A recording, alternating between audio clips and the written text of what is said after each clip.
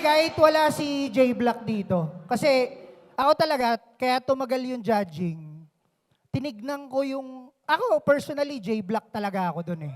Totoo talaga. Eto si Mot, kapatid ko to, kapatid ko. Pero first time ever, nababaguhin ko personally, ako na lang yung magja-judge na ang nanalo si J Black. Okay? Okay? Ako lang yung magja-judge sa... Kasi marunong naman ako talaga manood ng battle eh. Marunong naman ako magurado eh. So, ang boto, babaguhin ko, ang panalo si J Black!